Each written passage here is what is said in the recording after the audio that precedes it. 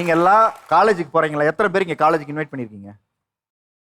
College festival உங்களை எல்லாம் கூப்பிடுறாங்கல்ல, பிரபலங்களாயிட்டு உங்களை கூப்பிடுறாங்கல்ல, எல்லாம் போயிருக்கீங்கல்ல. நீங்க தப்பான எக்ஸாம்பிள காலேஜுக்கு போய் செட் பண்ணேங்கிறாங்க. அதுக்கு என்ன பதில் இருக்கு உங்ககிட்ட? கெஸ்டா போகும்போது உங்களோட சில்ட்ரன் வந்து அதை பார்த்து தப்பா இன்ஃப்ளூயன்ஸ் ஆகுறாங்கன்றாங்க. அது ஒரு சின்ன விதத்துல ஃபேக்ட். எப்படின்னா நிறைய காலேஜஸ்ல நான் பார்த்துருக்கேன், ஃபேம் ஜஸ்ட் ஒரு மேட்டர் ஆஃப் அந்த ஒரு ஜஸ்ட் ஒரு 2 to 3 monthsல ப்ளூம் ஆகிட்டு வரவங்கள அந்த ஃபேமுக்காக கூப்பிட்டுட்டு அந்த ஈவெண்ட்டை ப்ரொமோட் பண்றதுக்காக கூப்பிடுறவங்க இருக்காங்க.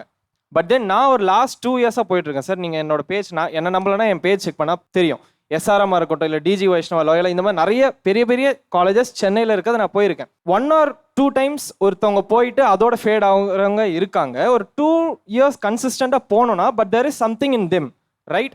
ஏன் அதை நான் சொல்கிறேன்னா, நான் லாஸ்ட் ஒரு 4 yearsல நான் மாடலிங்கில் என்ன கற்றுக்கிட்டனோ, ஒரு ஃபேஷன் ஃபெஸ்டிவலாக இருக்கட்டும், இல்லை ஃபெஸ்டிவ் சீசனில் என்னை கூப்பிடும்போது I will like spread the what is actual fashion அப்படின்னு சொல்லிட்டு நான் வந்து ஸ்ப்ரெட் பண்ணுவேன் சார்.